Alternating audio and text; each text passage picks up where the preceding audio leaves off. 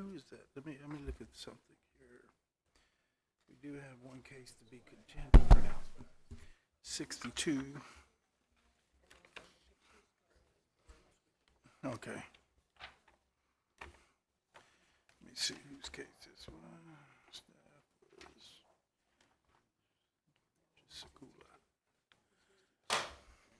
All right, we're ready. The September 18th, 2025 hearing for the Planning and Land Development Regulation Commission is now called to order. And if I could please have everyone silence any audible devices that you may have. And if you would join me for the Pledge of Allegiance. I pledge allegiance to the flag of the United States of America and to the republic for which it stands, one nation, under God, indivisible, with liberty and justice for all. Good morning, everyone. I would like to thank everyone for joining us this morning. And Ms. Grinnan, could I please have a roll call? Member Arison? Present. Member Craig? Here. Member Shelley? Here. Member Costa? Here. Member Sixma? Here. Chair Mills? Here. And Member Bush is absent. Okay. Thank you, Ms. Grinnan. We do have minutes for discussion from our May. I want to take them individually because there was some questions on the May 15th, 2025 minutes. Does anybody else have any concerns on those minutes? I've requested that there be a change, so she's going to relook at those and bring them back to us. Oh, bring them back. Okay. Yeah. Okay. Thank you. Is everybody good with that? Okay. All right, then we have the June 19th, 2025 minutes. Any discussion on those minutes? Just the inconsistencies with the spelling of my last name. That's about all I noticed. Okay. We do have a problem with your last name. Okay. You want to approve them individually, or? You can, yes, let's do it individually. Go Okay, ahead. well, If if nobody has a go ahead problem and with June 19th, I'll make a motion for approval of June 19th meeting minutes. Second. Okay, I've got a motion on the floor to approve the minutes from June 19th, 2025 from Mr. Sixma, and a second from Ms. Shelley. Any discussion on the motion? All those in favor signify by saying aye. Aye. Any opposed? Motion carries unanimously. Okay, on our August the 21st, 25, any discussion on those minutes? Nope. I'll make a motion for approval August 21st minutes. Second. Okay, I got a motion for Mr. Sixma to approve August 21, 25 minutes, and a second from Ms. Shelley. Any discussion on the motion? All those in favor signify by saying aye. Aye. Any opposed? Motion carries unanimously. Okay. All right, that takes care of that. Okay, if anyone would like to speak for or against the cases being heard today, if you could please fill out a form at the back of the dais over here and hand it to Ms. Grinnan or to my immediate left. We will be limiting you to a 3-minute time limit. And after the comments have been heard, I will give the applicant an opportunity to address any concerns the speakers have and answer any questions the commissioners may have. And at this time, I'd like to turn it over to Mr. Soria for legal comments. Thank you, Mr. Chair, and this is for members of the public. Slight change due to the special exception ordinance that the County Council passed, I think, 2 weeks ago. So decisions by this body on cases which rezone real property from one classification to another pursuant to the zoning ordinance are recommendations only to the County Council and do not constitute a final hearing. New evidence may be introduced at the County Council public hearing. Decisions on special exceptions and variances made by this body constitute final action subject to an appeal to the County Council. And what this means is that no new evidence may be presented at the time of the County Council public hearing on the appeal. An aggrieved party that appeals such a decision is confined to the record made before this body. Hearings by this body on rezonings, special exceptions, and variances are quasi-judicial in nature, meaning that this body is acting more like a court and must take into account all oral, written, or demonstrative evidence presented. Their decisions on these cases must be based on competent substantial evidence in the record, and competent substantial evidence has been defined as that evidence a reasonable mind would accept to support a conclusion. Thank you, Mr. Chair. Thank you, Mr. Soria. And while on legal comments, I'd like to ask the commission to disclose for the record any ex parte communications that have occurred before or during the public hearing at which a vote is to be taken on any quasi-judicial matter. And I'll start with my immediate right, Mr. No, for Mr. Urson, no, none. I have none. None. I did on case V 25059. I spoke with the applicant briefly. I have none. And I have none. Apologize for that, Mr. Urson. We were just talking about that. One of these I days. have no idea why I get a mind block on that. Okay, we do have a request to continue variance 25062. And Mr. Jaskula, this one is yours if you want to explain the reason for the continuance. Yeah, we have identified an additional variance in which to address it in the following month, October 16th, PLDRC meeting. So, did I get that? They're adding another additional variance to what's on his report now? Okay. Got it. I'll make a motion if you're ready. Okay, Mr. Costa, go I'll ahead. make a motion that you need 1 month, you said? October 16th. October you said. 16th. I make a motion that case V-25062 that continue to October 16th PLDRC meeting. Second. Yeah, I got a motion on the floor to continue V 25062 to our October 16th meeting for Mr. Costa and a second for Ms. Shelley. Any discussion on the motion? All those in favor signify by saying aye. Aye. Motion carries unanimously. Okay. We do have some unfinished old business. Ms. Shelley, could I get you to read that case into the record, please? B25. Yes, sir. Case number V-25-045. Variances to the accessory structure requirements in the urban single-family residential R9 zoning classification. Thank you, Ms. Shelley. And this one is, it says Ms. Tucker. Who's taking that this morning? Good morning. This is Kristen Ray. I'll be presenting on behalf of Ms. Tucker, as she is not here Okay. today. So the applicants are requesting 2 variances for a proposed 486 square foot detached accessory structure. Variance 1 is to allow the proposed structure to be located within the front yard. Variance 2 is to reduce the northeastern front yard from 25 feet to 15 feet. The subject property is a through lot and is subject to 2 front yards and 2 side yards, with Ingram on the southwest and Turtle Mound on the northeast. The property is currently developed with a residence that faces Ingram Road and a 3-story wooden observation tower with a base of 460 square feet. The property is located within the Indian River Lagoon Surface Water Improvements and Management Overlay Zone, also known as Class 2 Overlay. This overlay requires the property to provide a volume of stormwater retention and maintain 35% of the lot in native vegetation. Environmental permitting reviewed the variance request and did not object. However, the applicant must follow all environmental provisions of the Land Development Code.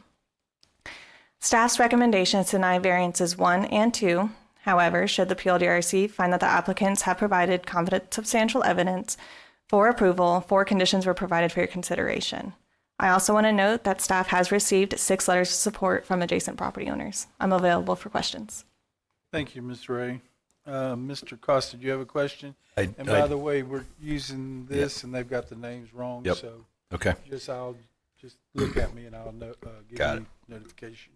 Yes, I do have a question. On page 1, staff recommendations deny variance 1 and 2, but on page 5, you're approving variance 1 recommendation. So which is it? That was a typo. It should be to deny both variances. So on page 5, it On page should say 5 is- deny instead of approve. Yes, sir. So you're recommending denial on both, correct? Yes, sir. All right, thank you. Any other questions for staff? Hearing none, is the applicant present? Would you like to come forward, sir? Yes. And if I could get your name and address for the record, sir. Hi, Joe Shawfield, 6521 Ingram Road. All New right, Smyrna. you've heard the staff report. Anything you would like to add to that?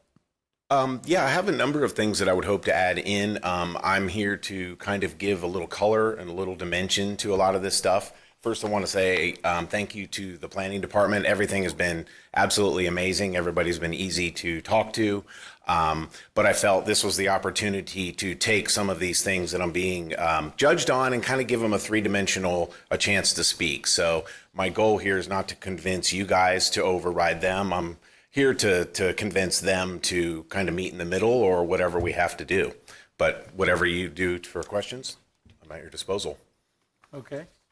Any questions for the applicant? I Go ahead, guess I Ms. have Shea. one question. Absolutely. What does meeting in the middle mean to you? There seems to be a little bit of, ambiguity because of the through lot nature, because of two front The 2 front yards, yards. two front yards, a very, very wide part of Turtle Mound down there. And a lot of the surrounding, pretty much everything in Bethune around us is below standard. And all of those things, almost everything needs a variance. Mine, unfortunately, does not necessarily need a variance to do what I want to do, but I'm only looking for 90 square feet, only because of some of the encroaching variances and what the neighbors feel is a better placement for what I'm going to do versus a strict regulation of 2 front yards. So in your case, what I'm hearing you say, I have read Understood, what thank you. was submitted, but I believe I heard you saying there that the changes or that the, excuse my voice, maybe it sounds better this way, that the moving of your objects or the buildings that you're putting in the accessory structure was in concurrence with your neighbors. Yes. They and- made those suggestions. I have the map. Oh, Yes. good. Yeah. And so the one up here wasn't included maybe in what you were doing, but you can see it's probably one of the largest open areas in Bethune, and we're flanked by a number of properties who are older, or a number one to the upper left, you can see are some of the newer ones that probably took 15 variances just to even get them in. So based upon where our direct neighbor is, and you can see the neighbor to below, moving it into accordance kind of pushes everything up, and we're all 5 affected. All 5 of us agree that it's probably better to move it out in line with the rest of what the whole block uses. And if you wouldn't mind showing the next one. So you can see really in the block between Grouper and EFGH, whatever the H Fish Street is you can see that everything lines up in a kind of a nice line all the way through. Now you can see that the 2 through lots where the subject property is really not even, there's a whole nother lot back there that's really grass. Nothing's affected by it. Turtle Mound there is about 100 feet wide. Even when you have the people across the street, it's almost too wide. And there needs to be some way to kind of break up our property. One of the needs that I'm establishing is the work from home in 2019 from COVID means that everybody works from home now. Everything down there is super small. 2 people having a conversation in a house, especially as a software developer, doesn't even work. All the way to this weekend where I'm working on emergencies, there's not even a way in any Bethune house to do normal work from home. So I need to occupy as much space as I can, but already with 2 front yards takes 30% of my whole usage away. And I think that's a little extreme for a conforming lot when all the other lots kind of get a little bit of give and take. So if you wouldn't mind going back to the first, really what I'm asking for is 90 square feet where the yellow is that encroaches beyond the 20-foot backyard.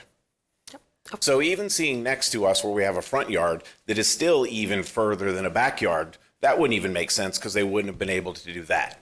So I'd really like to just bring it in line with all of the houses on the whole block, establish a 15-foot, of which I'm only occupying 90 square feet, as in some of the site plans. Sure. Thank you. I just wanted to hear some Thank of your you. input on that. Thank you so much.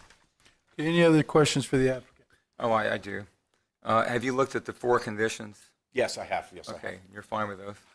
Well, it's interesting because I thought they were an excellent framework.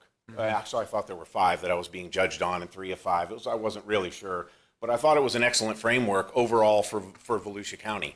But when you start talking about Bethune, when you start talking about Bethune, nothing in Bethune can really be, they use the term literal. Nothing in Bethune is literal at all. So what happens is everybody, 90% of the properties need something, but the people that have a conforming lot have no options. even though we're affected by all of them. You know, when the property above, you know, occupied 80% of their lot, I take their water.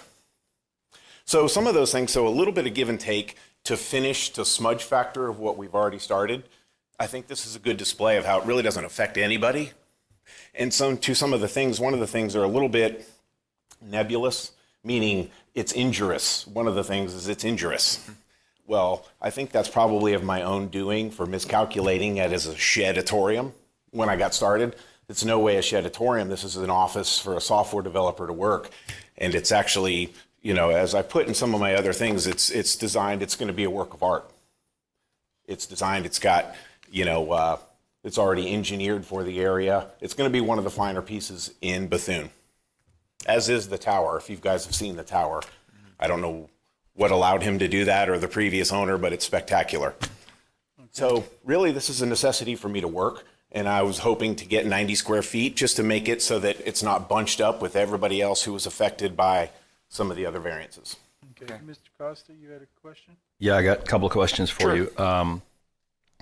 First, just a comment. Not everybody works from home. I still have to go to the office every day. Well, it's good and bad too. So sometimes, you know. And, the first variance, as far because you do have two front yards, I think that the first before they corrected it, the approval should have stayed on that first one. Now the second one, my question is this: is this structure currently built, or you're building it? No, sir. It's designed and ready to go. Designed and ready to go. Is there any reason you can't move this within, say, 18 feet as opposed to the 15 feet, and just take a 3-foot variance as opposed to a 5?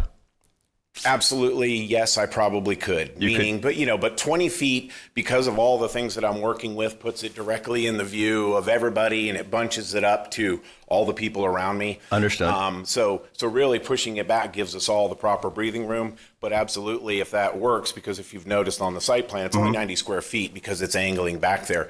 But we're trying to maintain some sort of distance. It's not bunched up and kind of haphazard looking. It's going to look marvelous and organized. Okay. Let me refer this is a question for staff then. Don't you guys have a desktop approval if it's within 10% of the setback that you guys can approve it at? Yes, so I did Staff wanted to correct. It is 25 feet right now is the setback, and and they're asking for 15, so it's a 10-foot deviant. And if they go to the 18-foot, it would still be 7 feet. Understand that, but Okay. this has two front yards. So if this is technically a rear yard, it only would be a 20-foot setback. And what I'm saying is that from that 20-foot setback, if he only goes to 18, now we're in a common ground area, is what my point is. In other words, you're still looking at it as if it's two front yards, and I'm looking at it as a front and a back. Backyard would only be 20 foot, not 25. So if he can go to 18, he really didn't need a variance for that. But if we give him the variance at 15, it's a 5-foot variance from the 20 that I'm saying is a rear yard, not a front yard. That makes sense to how I'm processing this in my brain? He's assuming that it's a Yeah. Well, I understand. I see what you're trying to say, but the house is not built, so The structure's not built. That's why I said if we can go 18, Right. can staff live with that? Well, that's the decision you're making because Okay. we're looking at it from it is a front yard by Sure. code. So if you treat it as a rear concept, then that would certainly reduce the overall setback. But unless it's not built, so we don't have that fudge factor that you're indicating as a new structure. Okay. All right. So if you can live with a variance instead of at 15 foot to at 18 foot, I think that might be doable. It's helpful, absolutely. I was going to That do would help whatever us. I could get. Like I said, the biggest thing that I wanted to do is convince the planning board. I know you have to rely on them. I know a good team, what a good team has to be. So that was my goal today, was to convince them with your blessing. Okay. Thank you. Any other questions, Mr. Costa? No, I'm just trying to figure out how we're going to write this up, but. Okay. I do have one other question. Sorry. Absolutely. You said there was letters of support? Yes. Did I hear that right? Was there letter of support from the neighbors? Yes, all neighbors. Were they submitted? Yes. I don't have copies. Do we have no copies? Yeah, I believe they were submitted last month and they were not added to this month's agenda. How many letters? 6? We have All about support? 20, but we didn't want to we have 20 people who are I would actively have seeing it. flooded it with 20. Yeah. Just FYI, I would have flooded it with 20. Understood. All in approval? Yes. Any opposed? So we have 20 approves. I didn't see 20. Okay, you said five of support and none of 6 in Thought he support. said 6 of support. Okay, thank you. That's what I needed. And those are all the bordering neighbors too. Thank Very you. good. Thank That's you. what we need. Okay, any other questions for the applicant? Ms. Craig? You're coming up to- I'm not finding it in this write-up this time. It must have been in the last one. Do I understand you're going to be doing music? Well, really, like I said, when I got started, it was more of a joke to my families that as soon as any family members are over, my job ceases because you can't really do my job and you can't even play guitar. You can't work in the kitchen. So we need to use our space. So my joke was it was a sheditorium where no one could stop me from working or playing guitar. So, you know, it was a little boastful on my initial application, not realizing that some of these terms have, you know, Yes. concrete effects, taxes, safety, planning. So absolutely, I'm a software developer. A lot of the stuff that I do is AI related, lots of sound, music, and other things. I'm a software developer, cloud architect. So this is, And these neighbors that are close by are aware that that's what the plan is? well, the planned software development, they probably won't hear anything. This is developed, you know, as a sound enclosed structure. It's not, music was just a mention. This is basically an office. You're not writing something new for Motley Crue or something? No. Okay. It would, but you know, the point is to be able to, you know, in Bethune, you can't do it. All the houses there. Anybody's talking on the phone or anybody's up at 6 o'clock, the rest of the house is up. I think everybody, you know, knows that because of the small footprint. And so, really, for me to be able, even this weekend, working on a ransomware, you know, at 6 o'clock in the morning with, you know, even one guest, there's nowhere to work. And with work from home offices being the norm now in our environment since 19, I need to utilize as much space as I can. And this is all basically around my profession. Any other questions for the applicant? Do we have any public participation forms for this case? No, sir. All right, we're going to close the floor for public participation and open up for commission discussion and give you a result here in about Thank you very much for your 1 minute. time. All right. Ready for a motion? If you're ready, sir. Sure. Oh, Yes, sir. sorry. Give it to me. All right, case V 25-045. I make a motion that we approve variance number 1, and on variance number 2, that it be approved with the correction of reducing the front yard from 25 feet to 18 feet, and then with the 4 staff recommended conditions. Second. Member Urson seconds. Whichever one you want. I'm going to use you. I just have to say my Please, I beat him. Come on. I'm going to use you, Mr. Urson. We got a first and a second, I take it? Yes, we Okay. did. There were 2 seconds. All right. Okay, we had 4 conditions on that. 4 conditions. Got it. Okay, I got a motion on the floor from Mr. Costa to approve variances 1, and on variance 2 to make that from 25 feet to 18 feet instead of the 15 feet requested. And with the 4 conditions, and a second for Mr. Urson. Any discussion on the motion? All those in favor signify by saying aye. Aye. Any opposed? Motion carries unanimously. All right, Ms. Shelley, that does the old unfinished business. If we'll move right into our new business, we'll move forward. Yes, sir.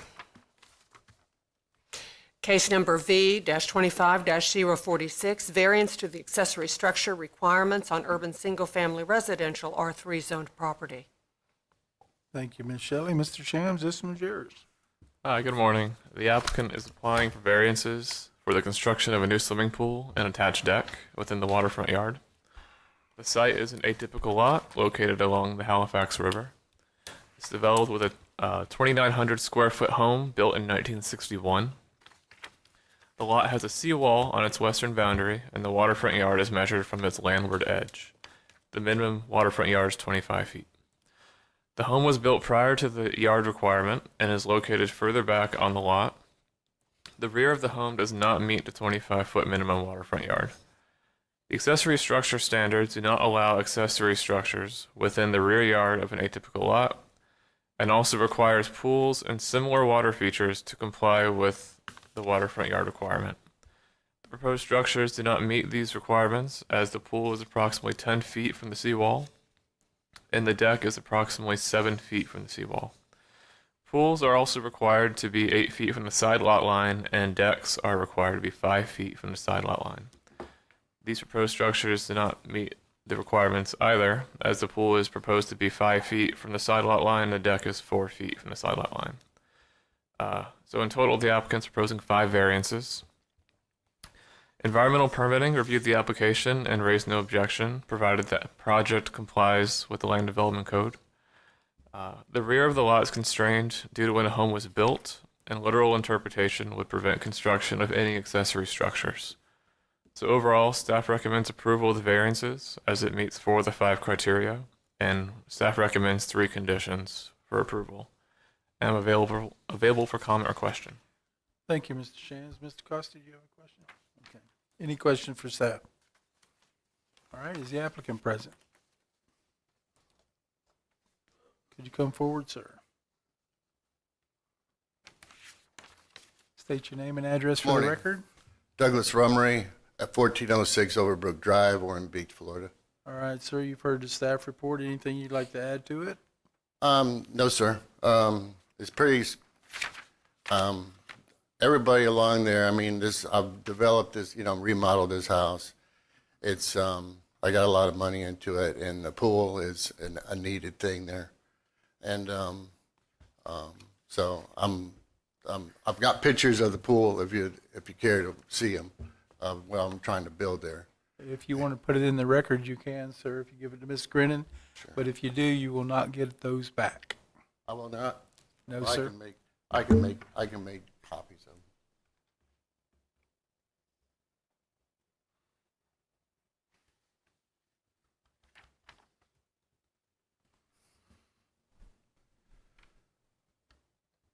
Okay. Anything else, sir? No, sir. All right, Mr. Costa. Have you read the 3 staff recommended conditions on page 5? No, sir, I have not. You might want to look at those. And let me know if you have any issues with any of those. I don't have any correspondence to that. Okay. They didn't send me anything. All they sent me was, all I have is this notice here, and that's about it. This is what they. So you didn't get a staff report No, sir. at some point in No, this sir. process? No, sir.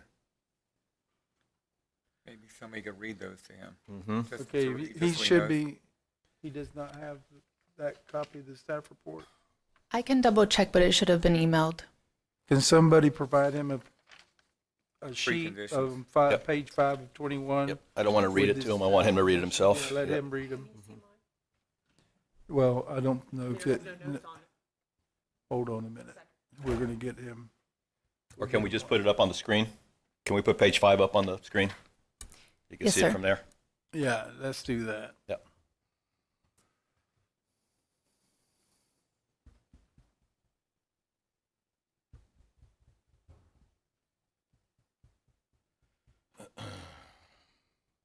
You could just take the overhead and put it up there if you'd like. Can I ask a question while we're waiting about this picture that's up right now? Yes. What Just- direction is that looking? That would be facing south. Mr. Soria, is it okay to provide him with one of our copies so this comes out? We can just There put we it go. up on There there. it is. There it is. So, yes, it's the staff recommendations. There's the room number 6. They got 3 of them. Yes. You want to read through those real quickly and let me know if you have any issues with them?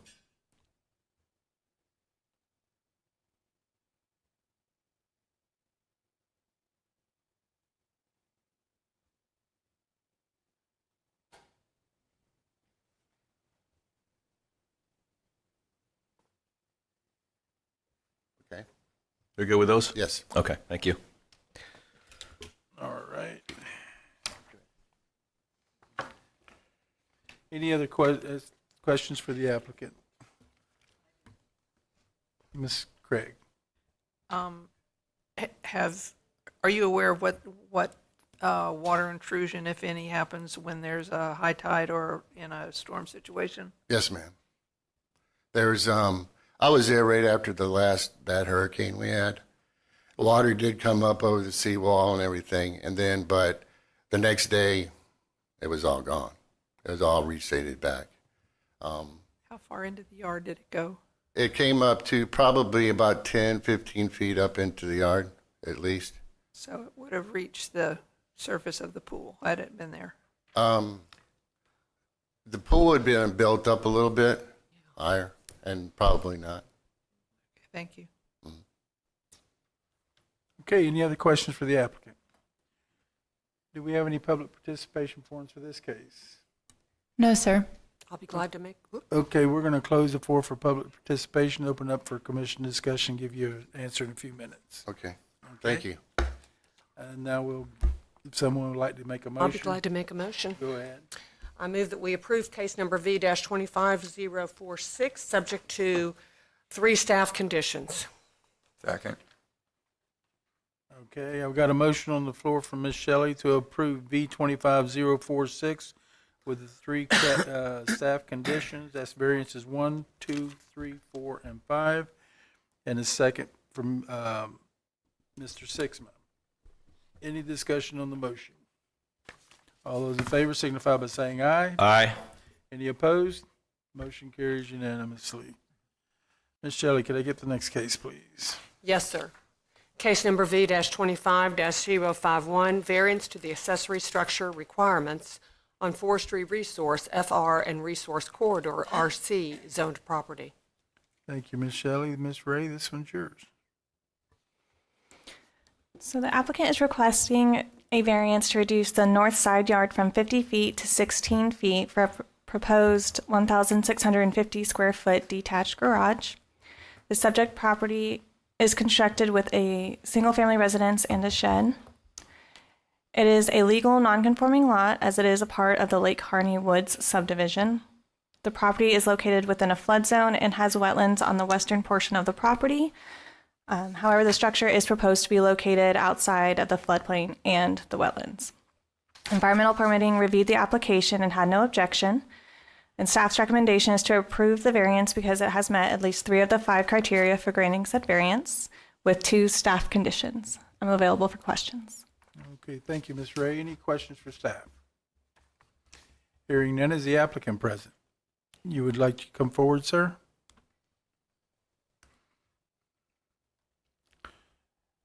And if I could get your name and address for the record? Stephen Balarka, 1370 Gopher Slough Road, Mims, Florida. All right, and you've heard the staff report. Anything you would like to add to that? No, I'm just here to answer any questions you may have. All right. Okay, do we have any questions for the applicant? All right. We have no questions, so do we have any public participation forms? No, sir.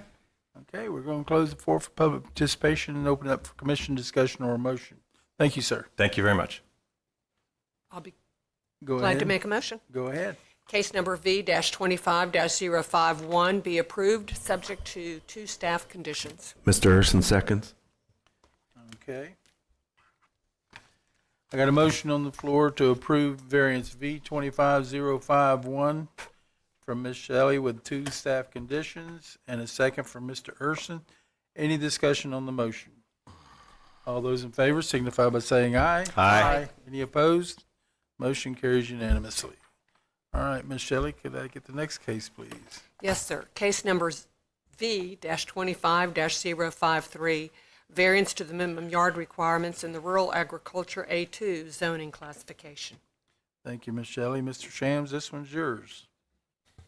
Good morning. The applicant is proposing 1 variance to reduce the southern front yard from 50 feet to 26 feet for a proposed replacement single-family structure.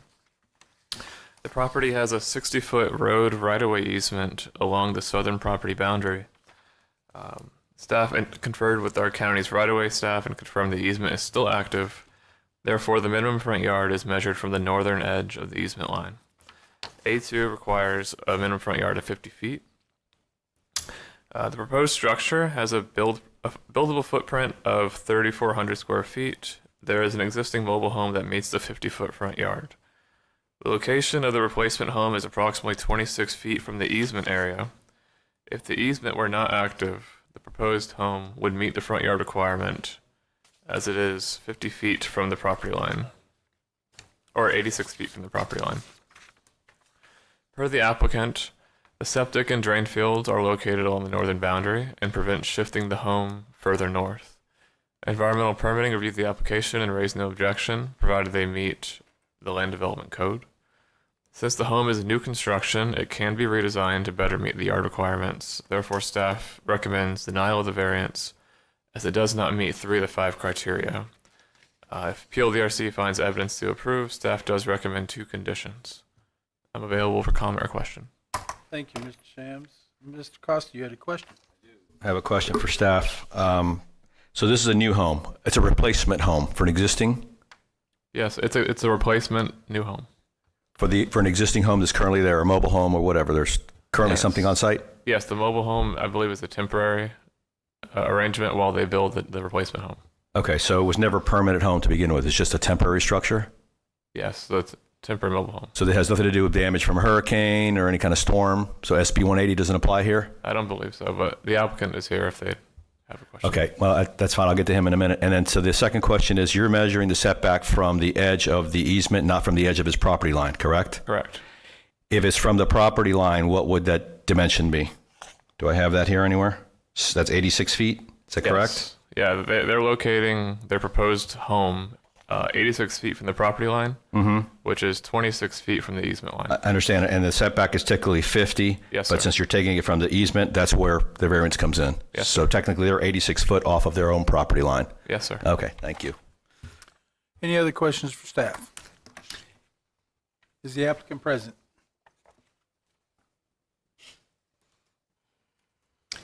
Good morning. Could I get your name and address for the record, please? Julie Coates, 1975 DePaul Road. All right. You've heard the staff report. Anything you would like to add to that? Yes. DePaul Road is a dead-end road, and it technically ends per right-of-way where the property goes from skinny to fat. So the rest of that is a deeded easement that's maybe 60 years old, and the road doesn't go anywhere, so I'm not affecting anyone. All of the surrounding neighbors submitted letters of support, which I noticed weren't in the staff report. But it doesn't, I'm not injuring anyone. If I build the house that I currently have planned, I would have to rip out that northern border of trees and relocate the septic, which I think is environmentally ugly.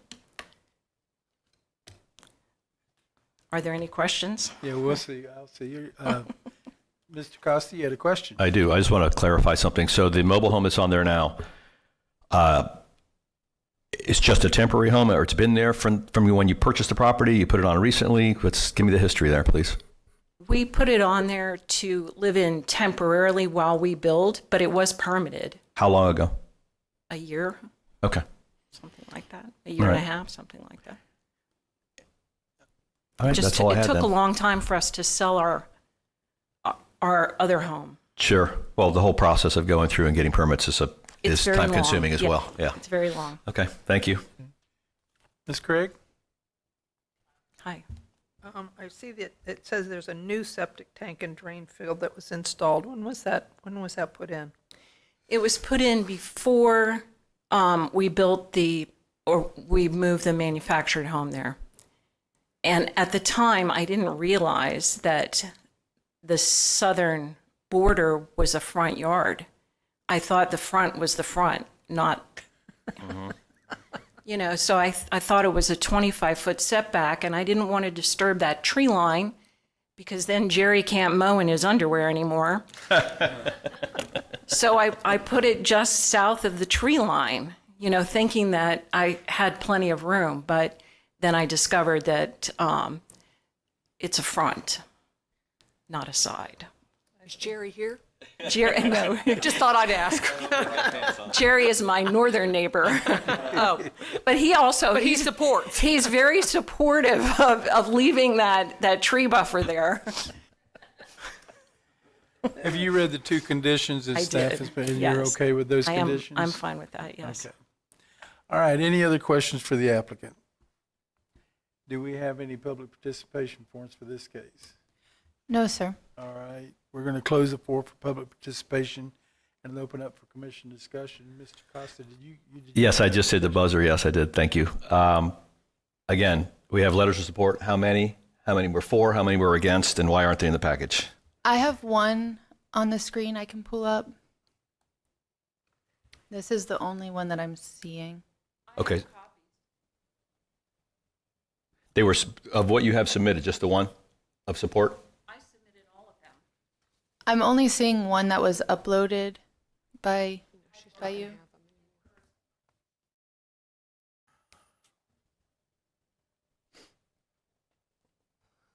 I don't necessarily need to see them. I just need to know what the count is. If it's all plus, or you got all yeses, or all, or combination thereof. We want to know how Jerry. Yeah, I'm curious how Jerry voted. Yeah. If he supported the. Okay. How many do we have, Ms. Gridden? Do you have an idea? I have 5 total, Okay. and they're all in support. Support. Yes. Thank you. Okay, that's it. Okay, any other discussion? I will entertain a motion. Go for it, Mr. Costa.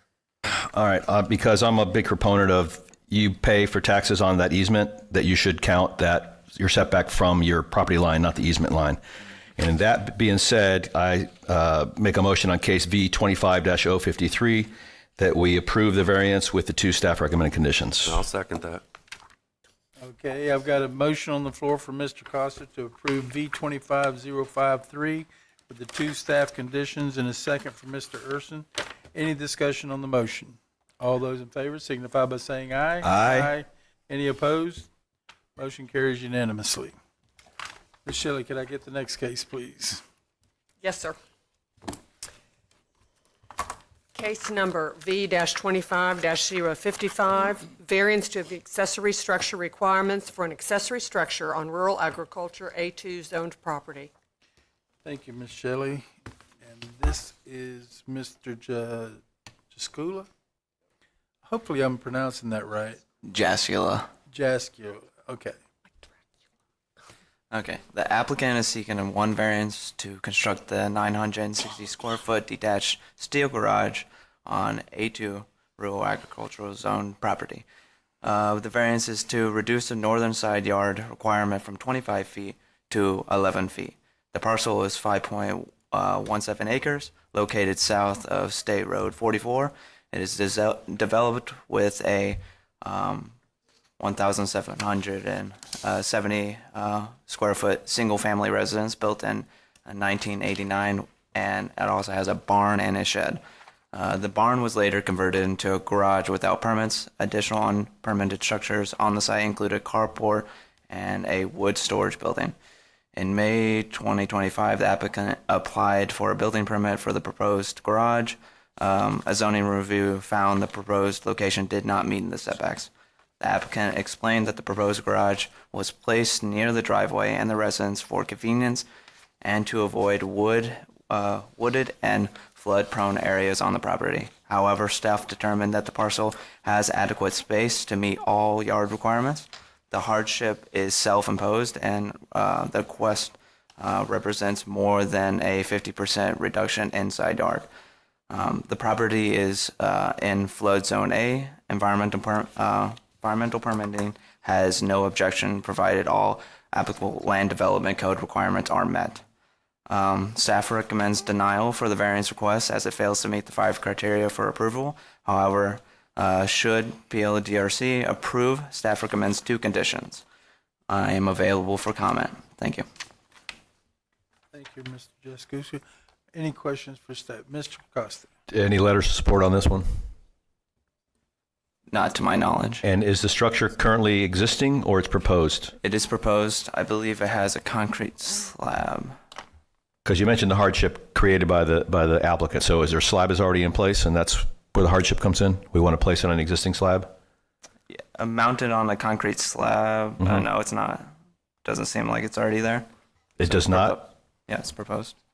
Okay, I'll wait to talk to the applicant then. Thank you. Okay, any other questions for staff? Hearing none, is the applicant present?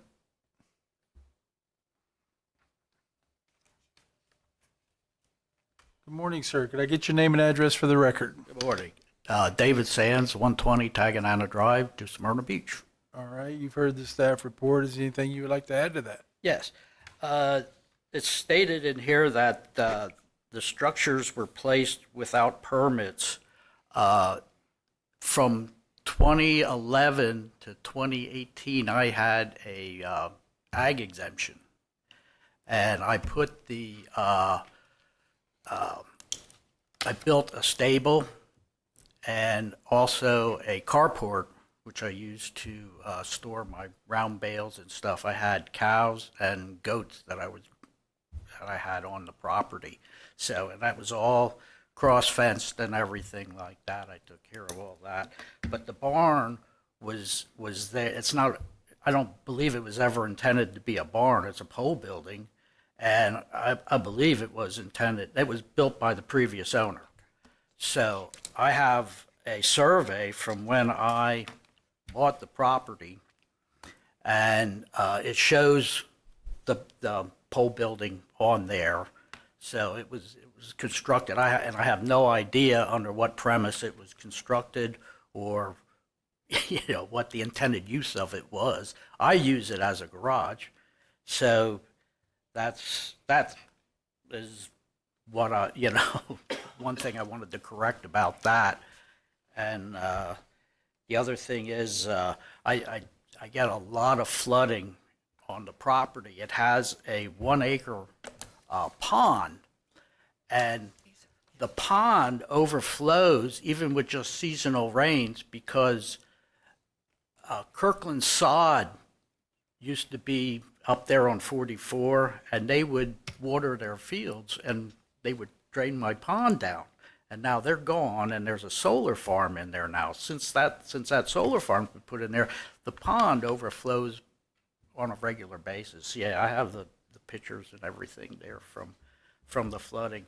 And it's also recommended that I have property to the south of my house to build a garage within the setback rules. And also on my new survey does not show I have a drain field on the side of the house that extends 55 feet from the side of the house. And the setback 25, the house is 111 feet from the boundary, the property boundary. So you take the 55 feet plus the 25 feet setback, it leaves me with 31 feet to work with on that side of the property. Plus that is actually the lowest point of my property. So when the pond floods, it all funnels into that area, and it settles, and it settles there for days. So I would have to put so much fill in there just to build there and put a gravel road in and everything like that. And eventually I would like to get back into the ag, part of owning that property. So that's building there would alleviate that, because it would split. That was all pasture land, where it goes up the side of the house and across the back to the pond was all pasture land. And I still have all the fencing and everything. It's not in the ground, but I pulled all the fencing up to so I could mow easier. So anyway, so that's basically what I have to say. Okay, Mr. Costa, you had a question for the applicant. I do. So let's back up a second. The location of this new structure, you said there was previously a pole barn there, or there's currently a pole? No. There's nothing there. That's a new location. Okay, Yeah. so there's no concrete pad. So nothing's been laid down. No, there is a concrete pad there. Yes. I had a hoop house. Okay. Poor man's Mhm. greenhouse. Mhm. And I had a hoop house in there, and it flooded. So I had fill put in there to put the hoop house on, because the hoop house would get ruined every time we get rain. So anyway, so I had that filled in, and then I put the slab down for that. And So the slab is recent. yes. 12 months, 5 weeks, Probably 6 months. 6 months. Okay. 8 months, yes. All right. And I wasn't aware of a 25-foot setback either when I put that in there. I was thinking it was a 10-foot. So it was, as a residential area, but I understand the A2 the reasoning behind the A2. And what about the neighbor most affected, which would be the neighbor to, with that north towards the 44? The north side? Your north side neighbor? They're new people. They just moved in within a month, and I have not even spoken to them. Okay. I have no idea who they are other than the letter that I had to send out. Because the aerials don't show me that. Do you have a good tree buffer, though, between where you're setting this building and your new neighbors? Oh, yes. Yeah, and that All is right. actually wetlands. That property is predominantly wetlands. And So that's a wetland preserve that you're backing up to? I can't even see their house. They Okay. can't see my house. All right. So, Got it. Thank you, sir. Any other questions for the applicant? Okay, do we have any public participation forms for this case? No, sir. Okay, we're going to close the floor for public participation and open up for commission discussion. I would like to make a point here, and I get every time I get an opportunity, I will make the point. Here we have an A2 zone property. It's agricultural. It's an agriculture zoning. The setbacks are more restrictive than if it was a residential zoning. And then you also have that it could be ag exempt, and this variance wouldn't even be required to have. He could put it right up to the property line.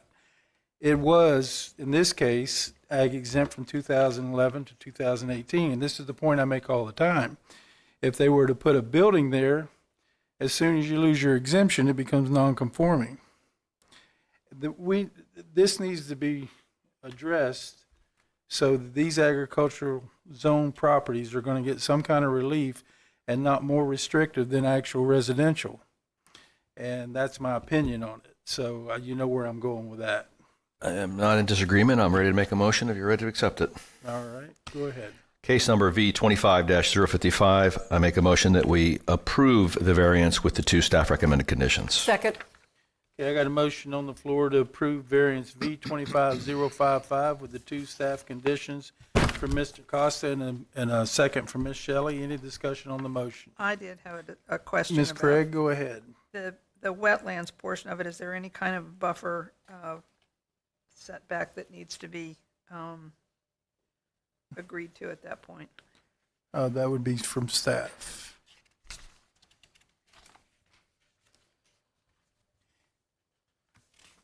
And I believe with the new rule, you guys still look at that under that new rule? Yes, The yes. wetland setback? Yeah, according to the map, it's not enormous, so if there are wetlands on the property, there's a 25-foot upland buffer required. Okay. I don't know if that's If the wetlands is on the adjacent property, is there any issue there? then they would be providing the 25-foot upland buffer. I don't know where they're not identified on the survey that I saw. And then this is a non-agricultural structure, so it is a garage he's proposing. So the house is further north. There's nothing indicating where any wetlands on the property. There is the pond, so if there's a man-made wetland, it'd be on the backside, and that is in flood zone A, according to the survey. I guess my question comes up because there's such a hard line between where we see trees from this overhead property and the subject property. So I'm assuming that treed area is wetland? I do not believe that we consider wetlands that are off-site, off property. So if the wetland line is not on the property, we don't do a 25-foot buffer. That would be the responsibility of the other property owner. Okay, thank you. Any other questions or comments?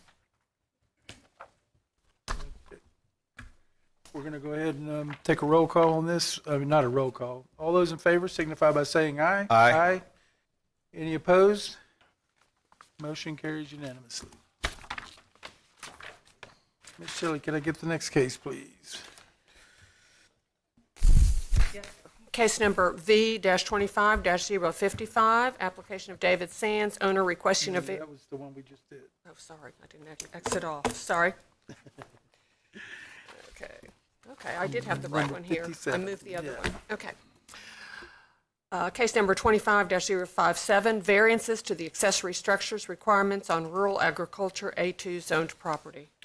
Thank you, Ms. Shelley. Ms. Ray, this one's yours. Good morning. The applicant is requesting two variances for a 1,500 square foot accessory structure. Variance 1 is to reduce the west front yard from 50 feet to 30 feet, and variance 2 is to allow the proposed accessory structure to be located within the front yard. The subject property is currently developed with a single-family residence that was granted a variance in 2023 by a previous owner. The property is heavily treed, and approximately 2.8 of the 3.7 acre property is wetlands, and the wetlands are located on the northern and eastern portions of the property. The property is located within the natural resource management area, which requires a 50-foot upland buffer. Once the buffer and the minimum front and side yard requirements are applied, it leaves a minimum buildable area, which is highlighted in yellow on the screen. Environmental permitting reviewed the application and stated that they had no objections, and staff's recommendation for variances 1 and 2 are for approval because they met at least 3 of the 5 criteria for granting said variances, subject to 3 staff conditions. I'm available for questions. Thank you, Ms. Ray. Okay, any questions for staff? Hearing none, is the applicant present? Would you like to come forward, sir? Good morning, sir. Can I get your name and address for the record? Mike McDaniel, and it's 715 Rasley Road. I'm the Okay. contractor, so Mike Okay, you want to pull that mic a little closer? There you go. Okay.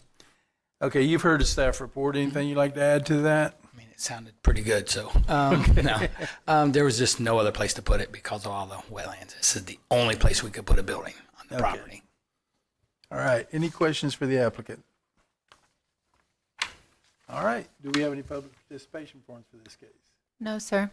All right, we're going to close the floor for public participation and open up for I will commission make a discussion or motion. motion. I'll make a motion. Go ahead, Mr. Sixman. Case B25057, I'll make a motion for approval. What we got, 3, with the Steve, 3 conditions from staff? Second.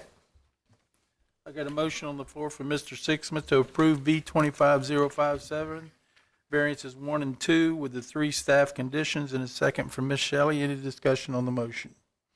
All those in favor signify by saying aye. Aye. Any opposed? Motion carries unanimously. Okay, Ms. Shelley, can I get the next one, please? Yes, sir. Case number V-25-059, variances to the accessory structure requirements on rural agriculture A2 and resource corridor RC zoned property. Thank you, Ms. Shelley. Ms. Ray, this one's yours. The applicants are requesting 2 variances. Variance 1 is to reduce the west side yard from 25 feet to 20 feet for an existing approximately 3,000 square foot accessory structure. And variance 2 is to reduce the west side yard from 25 feet to 23 feet for an existing 708 square foot 2-story garage. The applicants purchased the property in 2025, and according to historical aerials, the existing structures have been in place since at least 2005. The applicants are wanting to renovate the structures within their existing footprint and are not proposing any expansion further into the minimum yard requirements. The property is located within a flood zone and has wetlands on the southern portion of the property. The property is also located within the natural resource management area, which requires a 50-foot upland buffer for any wetlands. The existing structures are located outside of the floodplain, wetlands, and their associated buffers. Staff's recommendation for variances 1 and 2 are for approval because they met 5 of the 5 criteria for granting said variances, subject to 3 staff conditions. I'm available for questions. Thank you, Ms. Ray. Any questions for staff? Hearing none, is the applicant, Mr. Costa. Yep. Do they have an ag exemption on this? No, sir. None at all? Okay. And the, that's it. I'll wait for the applicant. Thank you. Okay. Any other questions for staff? Okay, is the applicant present?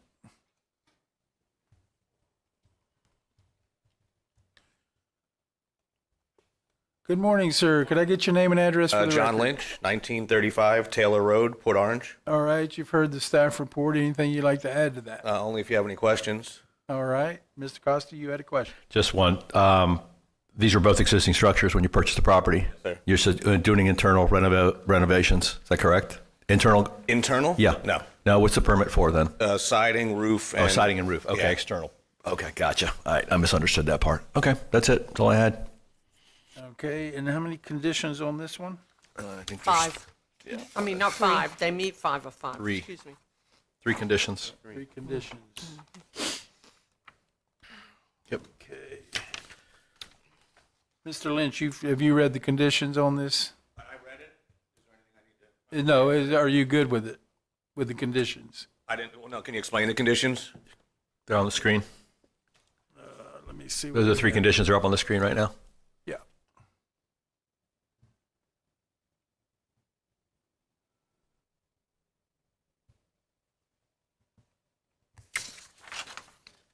Can you, I mean, I'm just trying to put a siding and a roof on it. What are the Well, conditions? right. Those are the- I those just want you to conditions be are- aware yeah. that it's got conditions, that's all. Limited to the location? Yes, sir. It's there. Yeah, the structures, the conditions are just to specify that it's just for those structures. It's nothing additional that you. All we need. Yep. Okay. Okay. All right. Thank so- you. All right, perfect. All right. Do we have any public participation forms for this case? No, sir. All right, we're going to close the floor for public participation, open up for commission discussion or a motion. I'm ready for a motion, sir. Go ahead, Mr. Costa. Case V-25-059. I make a motion that we approve variances 1 and 2 with the 3 staff recommended conditions. Second. You second that? You did? Yes. Sorry. Cracked. My voice cracked. I got emotional. I'm so sorry. Okay. All right, I got a motion on the floor to approve variance V-25059, variances 1 and 2 with the staff, with the 3 conditions from staff from Mr. Costa and a second from Ms. Shelley. Any discussion on the motion? All those in favor signify by saying aye. Aye. Any opposed? Motion carries unanimously. Good luck. All right, Ms. Shelley, can I get the next case, please? Yes. Or should I get Case. someone else? I'm so sorry. You're fine. Case number Z-25-009, rezoning from the rural residential RR zoning classification to the transitional agriculture A3 zoning classification. Thank you, Ms. Shelley. Mr. Shams, this one's yours. Hi, good morning. The applicant is proposing to rezone the 6.18 acre site to A3 for the sale of ag products raised on site. According to the applicant, they want to grow and sell berries, plants, herbs, edible flowers, tea, and honey, and establish a farm stand for the sale of these products. The site is comprised of 2 parcels, the larger being 5.16 acres and is currently undeveloped. The smaller is approximately 1.02 acres and is the site of the St. Paul's Church, which was originally constructed in 1950. The church has ceased operation due to recent hurricane damage. Their intention is to eventually repair and reopen it. Since a final site plan for the church was never completed, they will need to complete a final site plan prior to reopening. The site is located within the Enterprise Local Plan area. The Enterprise Preservation Society was contacted to review this application, and they provided a letter of support, which is included in your package. The surrounding area is primarily comprised of single-family residences that range between 2 and 5 acres and have RR zoning. The parcels along the northeast boundary are zoned A3, which is a result of 2 separate rezonings in 2015 and 2017. The intention of these rezonings was also to sell ag products on site. RR and A3 are very similar zoning classes as they both require minimum lot sizes of 1 acre and have similar dimensional standards. The key difference is the sale of ag products raised on site. However, the A3 standards are a bit more restrictive, and as a result, the existing house of worship will become more non-conforming, and any expansion of the building will need to comply with the more restrictive yard requirements or seek a variance. The proposed rezoning will not result in an increase of residential density and is consistent with the comprehensive plan, as it will encourage economic development in a rural area through the sale of agricultural products. No impacts to concurrency monitored facilities are expected. Environmental permitting reviewed the request and did not object. So overall, staff recommends forwarding this application to County Council for final action with recommendation of approval. And I'm available for comment or question. Thank you, Mr. James. Any question for staff? Hearing none, is the applicant present?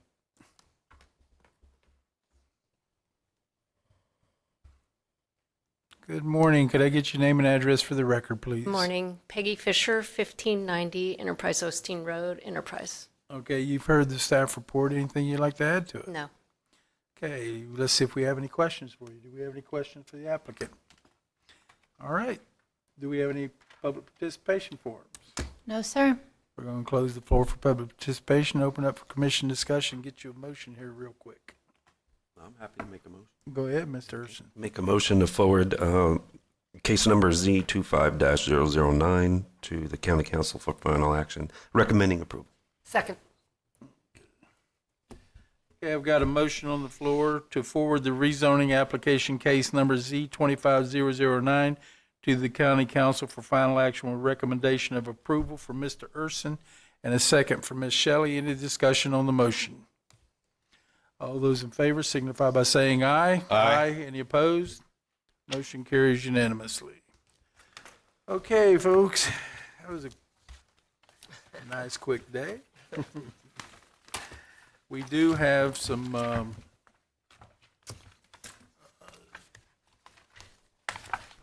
would it be considered a public item? Yeah, I guess so. I didn't know how else to do it. Okay. We do have a public item here. Mr. Soria. Yes. So the commission requested to discuss, the bylaws and the vacancy and membership requirements. So included in your packet and staff report are the bylaws approved by the PLDRC back in 2018. And then the ordinance that establishes the PLDRC, those also have the membership and vacancy requirements in there. So I think the option was to discuss, and the outcome, if it requires an ordinance change, we would go to county council, seek their approval to make those changes. Okay. I think I'm the one that brought this, opened up this bag of worms, but one of the things that it was in the bylaws, and I was here back then, I actually signed it because Ms. Van Dam wasn't here. But one of the first things that I noticed about it was originally when it was put in was because people were neglecting the attendance part of it. And I know we've lost at least one member due to more than 2 absences, and he had a very legitimate excuse why not to be here. We've hashed it around a little bit, and I don't know if it's worth going through with an ordinance change or not, and this is going to be something left up for the commission. But right now, if you miss more than 2 meetings, then you're out. It's 3 for the PLDRC. You have an additional meeting you get to miss. More than 2, he said. Oh, more than 2. Yeah, the third. yes, if you more. miss the third one, you're out. Yes. Yeah. So you can miss 2, but no problem. Yes. The third one, you don't have an opportunity. You're just continuously off, and you have to go back to the council to request reappointment. Yes. There was some discussion around that we possibly could make that third absence an appeal to this board rather than going back to the council, because sometimes there are legitimate reasons, whether it be medical or whatever. If it's just because you don't want to go here, Mr. Costa, you might want to put some input on this. I'll be happy to. But before I get the input on the vacancy or the missing of meetings, can I make this comment on Article 4 regarding the officers? I noticed that A, the chair does not have the line that says shall be eligible for re-election. Can we add that in that line, please? It's under for B and C, but it does not say that for A, for the chair. Just for clarification, but if it's silent, then we presume that, Okay. There's no prohibition on it. There's no provision one way or the other. It was specifically stated on the other 2, but it was not on that one. Okay. Then back to the attendance thing. Yeah, I mean, if somebody wants to take, 3 months off and go to Fiji, I think that's problematic. But if it's a bona fide medical condition, you're taking care of it, which is the case. We had a gentleman who was taking care of his elderly mother, and then he himself was battling cancer. And I think that we should have that ability to appeal it to the commission level before we kick it to county. And should it be denied at a commission, they still have that option to take it to the county for an appeal, correct? Depends upon the way it's Or does it structured die and- here? Right. That's the question. So because right now, it's if you miss more than if you miss three, automatically off, and the commission is required to appoint or reappoint. So what you're requesting is that third one, you are not automatically off. You have to go before this commission to say this was an excused absence. Right. And if the commission says, no, we don't think it is, you can go to the county council. Sure. And if the county council says no, then the county council has the opportunity to just reappoint. Okay. Is my understanding. And the reason I'm looking at is if, anyone, me included, has a meeting because of scheduling conflict it just can't get out of. So you miss a meeting, let's say in February, and then June, July comes along and you're incapacitated, you've broken a hip and you're out of commission for 2 months. There's your 3. But technically, you're only going to be out 2 consecutive, and so that would be appealable. I think that's an appealable scenario, is that given that option, Ms. Craig, you had a comment? You want to turn your mic on? I was going to ask if there's a way to just add the word consecutive. Right, that's where I was going to go. So, Yeah, 3 in a row, done. and, in the case of somebody that you mentioned earlier, to me, that's enough time that the person should agree to relinquish the seat. If they're going to be gone that far, they're out of the loop. If they're The consecutive. Yeah, and the other thing we were just kicking around earlier, so I'm sorry, I didn't mean to cut you off, is that you can technically show up for roll call and then leave if you have a conflict, and that doesn't count as an absence, correct? As long as you're here for roll call? As long as you're here. Yeah. So if you have a conflict of interest, in other words, you have a meeting later in the day, you can just show up for present and then be gone. It does not I count will say against you. it's not, you I get that. the automatic one, but if you show up and you're not physically present, the county council does have the opportunity to just remove. I mean, yeah, if you're doing that every month, you're showing up present and then you're gone, then that's a problem. And I think this body itself would basically take that into our own hands at that point. But there is situations that we had one recently this year. The chair came in, he was here for half the meeting, give or take, for a funeral, and he was gone. So, but it wasn't an absence. So I'm saying is you can show up and still work your conflicts of interest that are not health related around our schedule here. coming in and tapping in and leaving, I think is a loophole, and I'm not fond of loopholes of that sort. That's where you and I differ. Exactly. I mean, in the case of somebody who comes in and can stay for half the meeting, I don't have a problem with that. They've made the effort to do it. But just coming in and tapping in and leaving, I have a problem with. I don't think well, as long as I've been, I can't say that though, because we did have an instance where the gentleman would come in, he would do the roll call, and then he'd go back he wouldn't leave, but he'd be back in there doing other stuff in the break room. So, how do you determine that? Who's going to monitor that? I mean, I don't want to get involved in monitoring how long they're here or whatever. I mean, I see where you're coming from, because we actually had it. This is what brought all this about anyway, I can tell you that, because we didn't used to have this in our bylaws. We had a person that would show up sometimes, and then sometimes he just take off, and so some people, one guy was showing up and then go in the break room and take care of business and come out every now and then. So how do you regulate that? That's something you can't.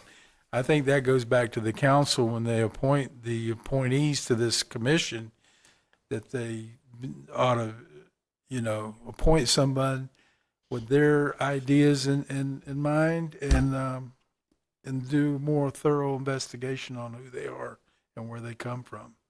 And I think they do that for the majority of them. But, that's not something that we can decide. That would be left up to council. So how you guys want to do that, I mean, if you want to, would it be worth going for an ordinance change, Mr. Soria? You would have to go for an ordinance change. Yeah, but okay, how burdensome is that? Let me ask you that. It's a policy decision on county council. As you mentioned, this was the 3 strikes, regardless of whatever reason, and then you're automatically off, was in response to, dereliction of duty. It's up to council.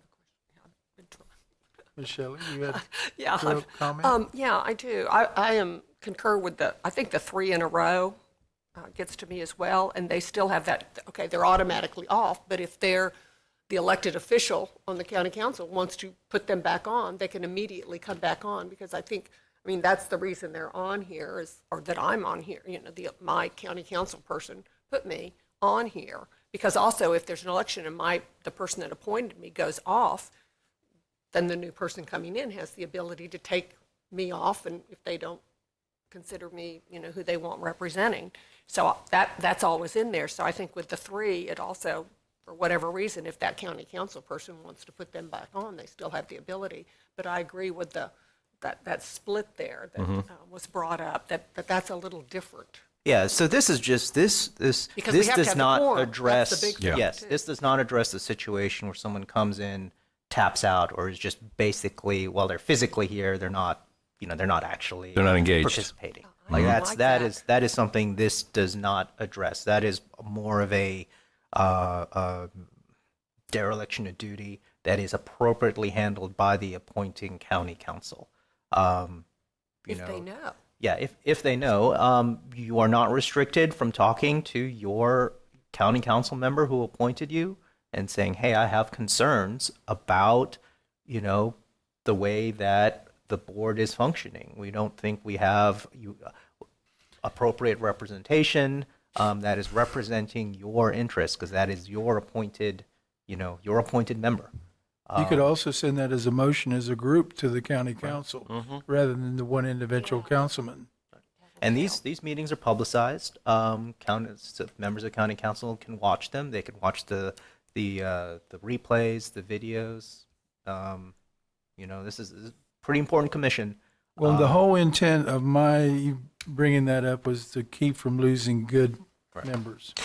And I know we lost one that was very beneficial to this board. And, he missed 3. He didn't have an opportunity to explain or anything. I know why he wasn't here, but there's nothing I could do about it.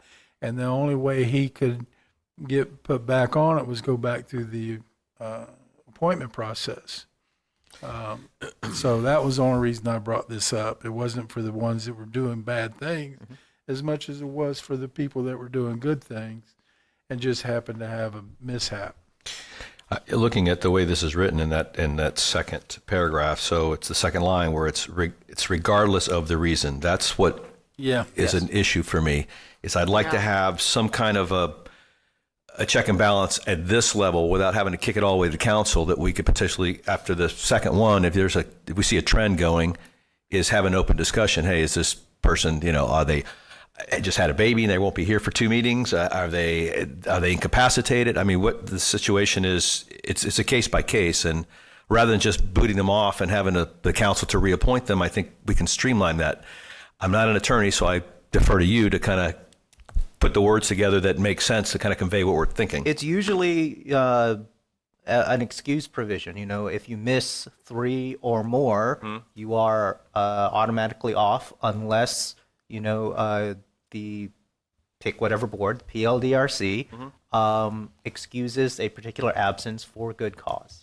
And that kind of for good cause provision is kind of a catch-all. It's usually for things like medical issues or unavoidable conflicts. It is not there for just because you have a vacation. It's the same threshold that the Attorney General uses for if you have to, for example, allow someone to participate virtually. That for good cause is usually applied to kind of medical emergency type situations. Well, let me give you this scenario then. So I don't show up for roll call today because I'm attending a workshop that's related to this commission. That still counts as an unexcused absence, correct? Depends is it- upon if the commission basically pre-approved and said, hey, we're going to pre-approve your absence because we think you're doing this good work. All right, so let's rephrase it then. It's a continuing education class. Has nothing to do with the commission. That's required by my licensing board. That would be considered an unexcused absence. That'd be considered an absence. An absence. There's no such thing as an unexcused right. or an Just excused. absence, period, yeah. That's the problem. I think there's the terminology. It's excused versus unexcused. Who makes the determination? of an The board excused does. When it says for good cause, while, the examples I've seen as medically related, the Attorney General advice is it is up to the good judgment of the board to determine what is good cause. So technically, that same scenario. I have a continuing education class that's only offered on this Tuesday, no other time this year. I have to go. I could send in advance, send the email, blind copy all, but send it to our handler and basically say, I will not be in attendance, A, B, and C. I'm asking for an excused absence. Yeah. And is that something we would vote on right here? And yes, I would recommend that would happen. And it's the same way as, and I know the chair doesn't like it. Sure. Like someone wants to participate virtually, we require the entire board to vote to allow that person to participate. yeah, but the commission is not required to grant the excused absence. In other words, if I'm doing this like every other month, hey, I always have a conflict and I'm asking for an excuse. Yeah, at some point you went to the well one too many times, you're going to get a denial. Yes. And I think that this is a pretty active board here, so we're not, I think that we could police it ourselves. The question is, how do we put that in here? That's kind of an easy, what you're describing is just basically an implementation. Yep. So just changing it, unless the language would be unless excused by the PLDRC for a good cause is all the language I need. Okay. And like the process kind of sorts itself out. Okay. This commission needs to find an absence and excuse it, and they need to have a good reason why they should excuse it. Oh, in that case, I'll use you as my chat GBT to write that for us. How's that? I'd like to make one other thing also is the fact that these absences run from January to December. Most of our appointments are from April to April. So can we change that from April to April rather than from January to December? I believe so. Oh, why are we doing physical? It's a 2-year term. Because it's 3 per calendar year. It's calendar year rather than April to April. Let me see if there's anything that's stopping the ordinance from doing from that. But the absence time, like what's the word for it? Phase can be whatever you decide it to be. It could be calendar year. It could be from appointment year, which I think would make more sense. Yeah, Appointment year would with make you. more sense to me than it would be from calendar year. Because there was some iffies there, thinking that we're assuming that it was from appointment year and it was ended up being calendar year. Right. But that was one of the things the only other thing that I saw. It should be for the term. No? Well, it's a 2-year term. Yeah. And to me, 3 in a row and a 2-year term. No. Well, if you missed 3 in a row. Well, then I'd have been off this board a long time ago. Yeah, but that's the same in the year, too. Well, it's 3 consecutive. We usually count it on a per year, or whatever you define the year would be, for absences, and then once you clear the calendar year, it basically resets. Is how we operate now. You can have different thresholds. Like if you miss 6 non-consecutive through your entire 2-year term, or something like that. Or you can have, if you miss 3 in a row, Okay, what the problem with that is, if you did that, if you made it like that per term, is that then a person could actually miss 6 in a row. 5 in a row? Yeah. Right. Yeah, you could do that, and then, you could So that's run them typically together. why we That only do defeats it the purpose. We want them here. Right. So that's why we look at it on a year by year basis, and this commission is probably looking at, are you here? Are you absent for large chunks in small periods of time because you're not here, you're not present. But ultimately, it's a policy decision on how this commission and how county council wants to manage the membership and vacancies. So we've got kind of two options. Having excuse mechanisms, or we can have, instead of 3 anytime, it's 3 consecutive and it's automatically off, and then look at changing when the vacancy schedule starts to start upon I would do it on the year to appointment year, April to April, or something like that. The appointment year, even Right. because sometimes they're not appointed in April. Yeah.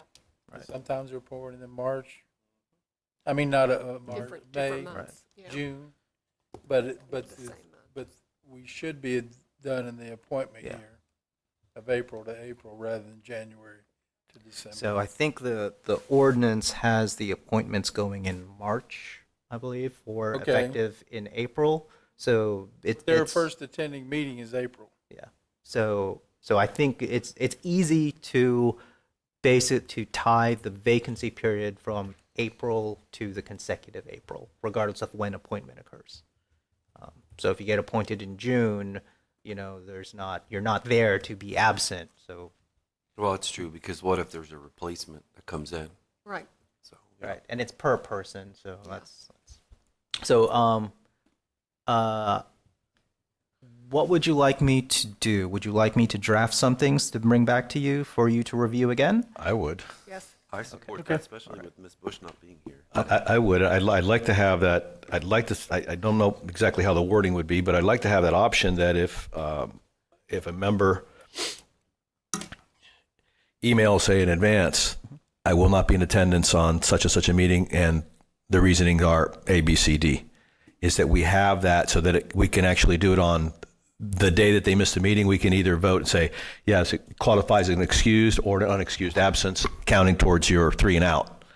And that, because we're working on a quorum. So all of a sudden 3 of us aren't showing up. You'd like to know the day prior to the meeting. Not at meeting time, that all of a sudden we don't have a quorum. Right. So I think that would give us that kind of a preview in advance of what's coming down the pike, and gives you the ability to then right there and then know we voted as an agenda item. So-and-so put it in for excused versus an unexcused absence. Yes, yay, no. Okay, either count goes in this column or goes in that column, and off we go. And then when you reach that 3, it's an out. Okay. It's something along those lines. I'm spitballing it out here, but I think I've got good direction on what to draft. I'll draft that language. I'll provide some alternatives. Perfect. We'll have another discussion with some concrete language that we can talk about. all right. Ms. Shelley? No, not on this. Okay, Ms. Craig? The next one, I have something. Yeah, mine's something different. I have a couple of comments. Okay, so we done with the bylaws? Well, no. No, this is I have comments on the bylaws. Bylaws. Oh, okay. Just on the Go ahead. absentees. Yeah, Yep. not Go on the ahead. absentees, so we've We'll got get- that done. Okay. yeah. I just had, I had a couple of questions when I read through all this. I noticed under our officers, so I read it, so I was like, okay, because I'm the secretary. And it said, it shall also be the duty of the secretary to receive any evidence of documents presented to the commission at any commission meeting and to sign or initial and date such documents as evidence, which I have never done. So I assume the staff has been Yes. doing that. Yes. But then it shouldn't be under my job. Okay, is we what I'm can saying. change that. You can remove that. right. It doesn't. I don't need to do Unless that. you would like to do that. No, I'm fine not doing it. But I saw that and I thought, I've never done that. So I just want y'all to know if I need to go back and, initial. And the other thing was, it was good to see a quorum is 4 members, but I knew that. But the other comment that stood out to me, it was a couple of times it mentioned, because it says on motions, a tie vote shall be grounds for continuance to the next scheduled meeting. And when we do have a tie vote, we send it on Denial. as a denial. Yeah, so it doesn't have to be automatic. It's just, it says shall be grounds for. So if But I there's don't a, know that we knew that. I think I whenever didn't. there's a tie vote, I Because give it's the never- option of. But that's never, I'm can just saying that as a new member, that was never presented as an option to me. When I came in, it was if we tie, it's always a denial. So- Usually, if there's a tie vote, I give the chair the option to take additional motions or, But ask it for a doesn't say continuance. Oh, the applicant could ask for a continuance at that point. Oh, if I remember, I think at that time we only had 6 seated. So if you continue it, it would have, you would have just repeated the same thing. Now that you have a full board, continuing to the next meeting I mean, I'm not is a arguing valid about option. it. I'm just saying it's something that Right. I was not aware of, and just wanted to make sure we were all aware of that. And then, oh yeah, we did the absences already. And that was it. Thank you. Ms. Craig? Okay, I was wondering about conduct of meetings. It says all meetings shall be open to the public. And in C above talks about workshop meetings. Are workshop meetings open to the public? Yes. Yes. Yeah. Oh, okay. That's I've even gone with, to a lot of those before I was on that's the even with board. the council, that's, all their workshops are open to the public. Okay, and then, okay, under duties, paragraph A, one of the things says with public notice. And this is kind of a pet peeve of mine in that local coverage of the news in print media has dwindled to the point where it's non-existent. And I think that special attention needs to be paid to online notice. And I don't know if that's something that needs to be inserted here. Or So I got into a spat with the newspapers because there was an option 2 years ago for us to do all of our notices online instead of using newspaper of general circulation. So you can kind of see what happens. That's still an option of county council where all of the notices would be at a repository on the county website, and the options actually allow municipalities to also put their notices on the county website. That is kind of a new thing in state law in lieu of having to publish in the newspaper. Okay, well, it's my opinion that most people do not realize how accessible things are online. And so we need to find some way to publicize that and make sure that people know, and not just put it out there one time, have it out there regularly that this is, this is available. Draft of the last meeting is available, all of these different things. Because I feel like people I talk to don't realize that this information is available online. They don't know where to go for it, how to find it once they get there, and so on. I don't know if anything can be done to repetitively include it in the print public notice, or, I don't know. You can continue your spat with the News Journal. Well, I would recommend to the council to allowing you to do it online. And one of the reasons being is the cost factor. We're always looking at budgets. When the cost of putting it online is a lot cheaper than it is to put it in print. $300 every single time I have to who are not advertise online though, so it needs to be continue to be in print as long as the print is available. Well, yeah, but then there's a lot of people that don't get the paper too. I was going to say, I canted the paper 5 years ago and haven't touched it since. A lot of people don't get the paper, so. But you're technically, you've got your computer and you're online and you know how to go and get that information online. But there are people out there who rely on the paper who do not have computers. Okay, let's put it in a phone messaging system. Do it online and do a phone messaging, a number that they can call to see what public meetings in a calendar. So they can call in and They find can call a number and they can see, when the next meeting is. What- I think it'd be beneficial the all on- around. the onus for is then on staff them. and everyone else. The onus then falls back to everybody going out there and harvesting this information, just so that they know, gee, there might be something out there that's important to me. And I don't know that I'm thinking in terms of like the borrow pit. Fortunately, those people knew what was coming up, and so we had quite a turnout. But there might have been people who didn't know about something that was that major. They're typically not that major, actually, so that was a bad example. But if there is something that might affect them, should they be responsible for going out there and searching for something that might affect them? What article and paragraph are we talking about, please, specifically? Under duties, Article 3, paragraph A. A? Yeah. Thank you.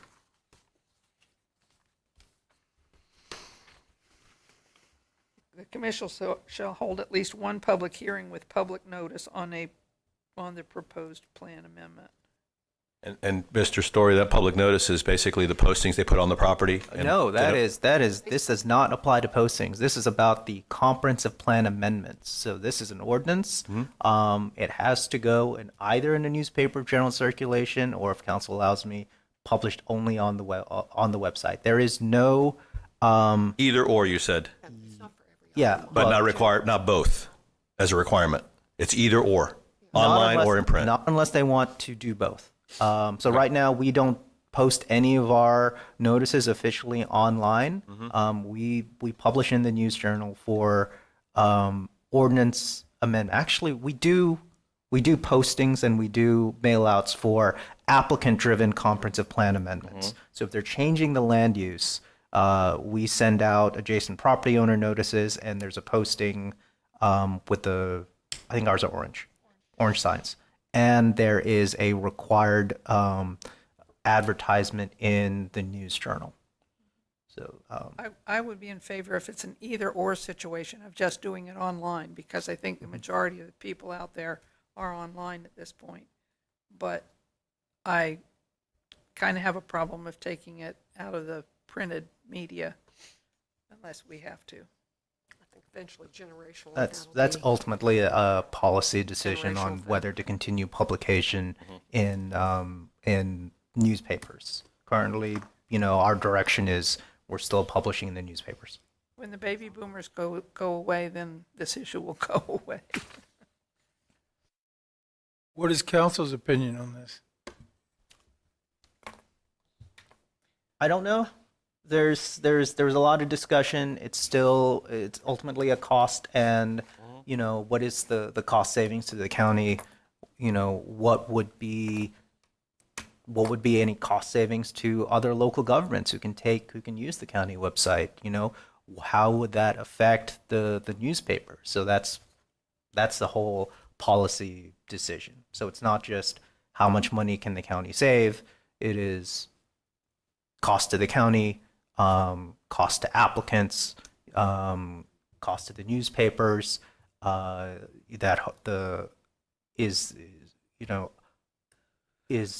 Is that adequate notice to people who are interested? Like, where would they go to look at information? Would they go to the newspaper, or would they go to somewhere else?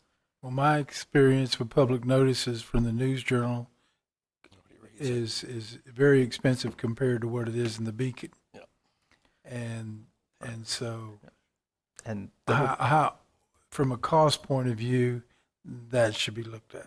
And because they know that they've got you, and so there are other newspapers of general circulation. They don't publish. I think they publish weekly. The way that our schedule works is that we need to be able to publish really fast for a meeting that we know is coming up in like 13, 14 days. Like we can't wait for that weekly publication. So because we move fast. So that's where your internet would come in, your Yes. web. And that's why I'm saying, have they looked at that? Because I think that'd be financially a better route to go. and probably more informative, to be honest with you, because I don't get the News Journal. It's more real time. The charges in print is normally by inches, correct? Depends. So It depends upon the type. Sometimes it's by word. For classified ads, they charge by word. If you are doing a display ad, which is not in your classified section, then that is dependent upon the size of the newspaper, the page that you're taking up. So maybe a small recurring notice in the public notice section about things being available online would cover. So if we wanted, and you're correct, if we did the online only, you are required every single year to publish in the newspaper that all notices are going to be online. Here's the website, here's the link. Once a year? Once a year. Well, I see this as the public notices that are published in the paper, if you've ever tried to navigate them and read them, it's not an easy read. Unless you're looking specifically for the one that you filed. Typically, it's the only reason I'm looking there is that I'd make sure that the one that I filed has actually made it into the paper so that I can start my clock ticking. The public notices, I think, are going to go on the way of the TV guide. Nobody gets one anymore. They don't even publish them in the papers anymore because everything, that guide is available live, interactive online or right on your TV screen. And I think the same goes with these public notices because the changes are happening rapidly. They're happening faster than the public notice can keep up with. So at what point is it point of no return? Yes, I understand there are still a lot of people who are not online, but I think that number keeps getting smaller and smaller and smaller every day. I did go to the charter review meeting, the listening session, and this issue was brought up. I don't know whether that. Well, right now they send out emails. I get them all the time. Yep. And you can sign up. It seems like you can sign up for a notification via email. Hell, I get notified for mosquito control. Yes. Every other day. So that is also an option.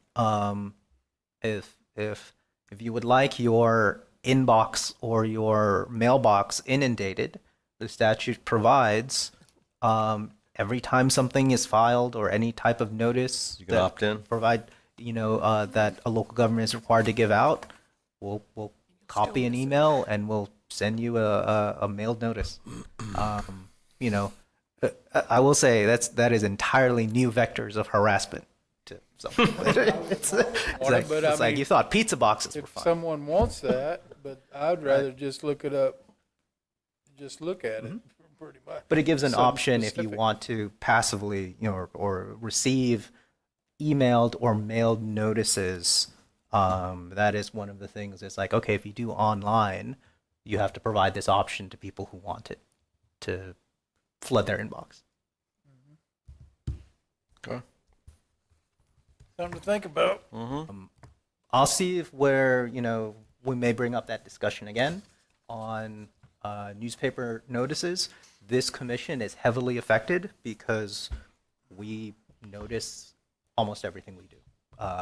Variances, special exceptions, rezonings, comprehensive plans has an effect on the applicants. It has an effect on the public. So it's the notice and public hearing component is important to what you do here. Okay. Any other questions on this Yep. bylaws? Not on that. Something else. Not on the bylaws? No, it is about the bylaws, but not that one in particular. Okay. Mr. Costa, you had Yep. Compensation. Am I the only one who wants to talk about that? of what? Compensation, item 4. Oh. Go ahead, talk. Well, I'm just a question. I mean, the whole time I've been on this board, it's been the same. And I know we keep kicking back and forth on these, on our agendas and our packets, and the amount of drive time that it takes. I don't know what the other commissions get, and it doesn't really matter what the other commissions get. It only matters what we're looking at here, and it's not about getting, it's about compensating for the time that we spend on the road, visiting these different sites, and if you're delivering my packages, I have no problem printing them online myself if you send them to me, but that cost becomes pretty sick, and the $200 just doesn't cover it. And so while if they want to get rid of it altogether and just email it, and it's up to us to either bring it on a electronic device as Emily does, or me, I like the paper. That's my option to do that. But with a little bit of compensation to basically cover the cost of paper and print, it takes it off of your hands. And I don't know if anybody's done that analysis yet of what it costs you guys to produce this for our panel on a regular basis. Producing it, packaging it, and mailing it. I'm sure it's got to be time consuming for someone. That's not a question. It was just a general statement. I'm I assuming hear it's all true. the time that, the other boards don't get compensated, but I've been on this board for quite a while. And believe me, I get a lot of phone calls, even on things that don't even pertain to the planning board. Oh, yeah. And phone calls, and we try to appease who's ever calling, give them the information they need or help them out. And also, we do go or supposedly go and look at these sites to see what we're actually looking at. That should be, otherwise you're not doing any justice to the applicants for not taking that in consideration. So I don't know. I know they're cutting costs, but yet, we've got a pretty big load to carry here on this board. Understood. It's required to be set by resolution of the county council. The last resolution was in 1987 for the $200 per month expense. 40 years. 40? Yeah, would be worth around 600. Yeah. No cost of living increases along the way, just straight to. So how do we approach this? Do we make a recommendation or? It has to be set by county council, so it would be a recommendation. Staff would look at, with the print out, with the printing issue is what I'm hearing is the main. Well, printing paper, collating, mailing. The package alone that you mailed me this month was $10.50 just in postage. So that adds up times 12. That's the average. Not to mention the cost of paper and you guys aren't paying below minimum wage here, are you? So I know that the numbers for some staff are to basically put all this together adds up. Their time is money. So it's just a question. It's an option to look at. That's something that growth management would look at in terms of the cost. It's not a legal aspect. So Scott, it's just looking at. It was once, I think it was once suggested, actually it was speaking with one of the council members, he suggested, well, why don't we just assign everybody on the commission a county issued computer. Personally, I don't want to have an extra computer that's only county business that I got to keep track of and turn in and learn. I would rather just send it to me electronically, let me print out what I want to print out or not print out, bring with the meeting, or I bring my own personal laptop where I don't have to keep track and get tabs with the county on that one. So those are just my preferences. And with that, I'll leave that one alone. For the record, I just returned my iPad that was issued to me by the county because it just ended up not working for me. So on the public record, it has been returned. Yeah. Okay, any other She had some more over there, I think. comments on the bylaws? Ms. Craig? Yeah, going back to Article 3 under duties, it repeatedly talks about recommending to the county council about certain things. And I'm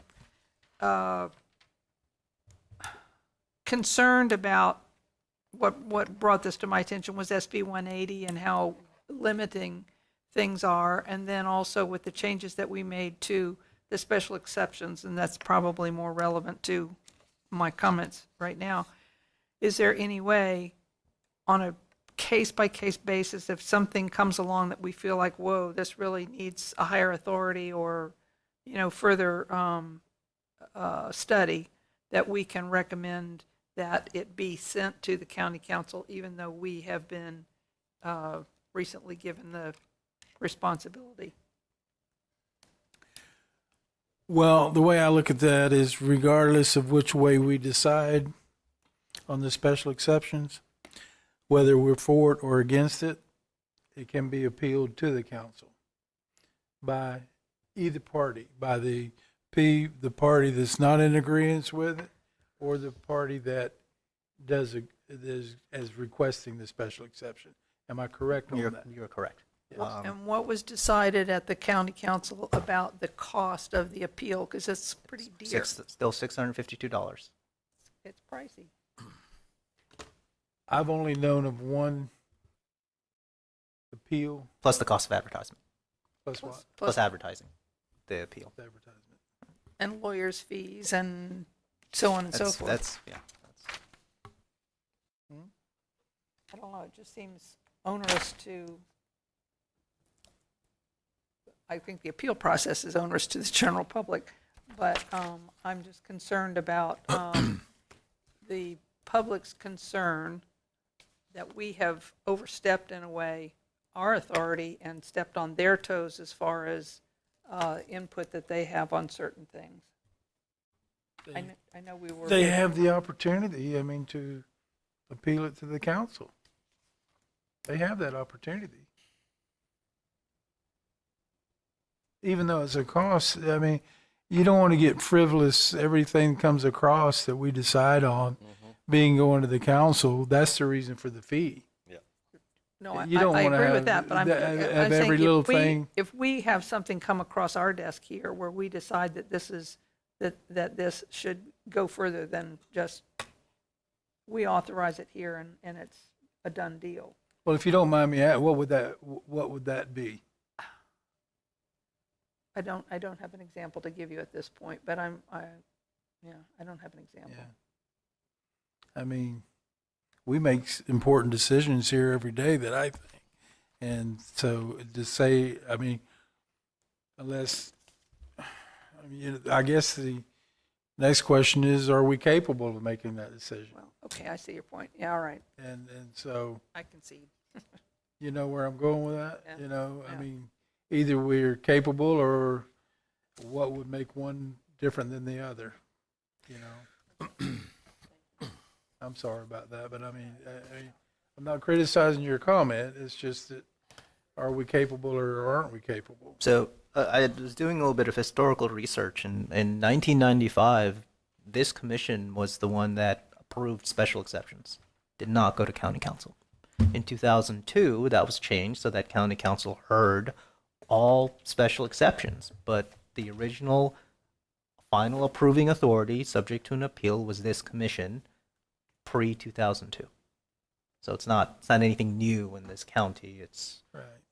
That's why I think it's important that the council members really know the people they're appointing to this board. And including myself or anyone else, you know. I'm not pointing a finger at anybody, but I'm just saying, I know what we do here with this board that we have currently. We're more than capable of handling a special exception. I mean, because, you know, I'll just leave it at that. But that's where I'm at with that. Okay. Any other discussion on the bylaws? Okay, Mr. Soria, have you got your information that you need? I'll prepare something for next meeting. Okay. All right. Any other public items? No, sir. Any staff items? No, sir. Any staff comments? None today. Commission comments? Yeah. Any commission comments? No. Okay, any press and citizen comments? This meeting is adjourned. All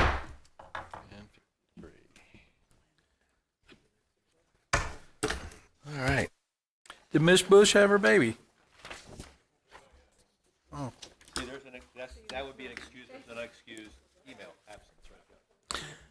There was, okay, I need to talk to you, Mr. Soria.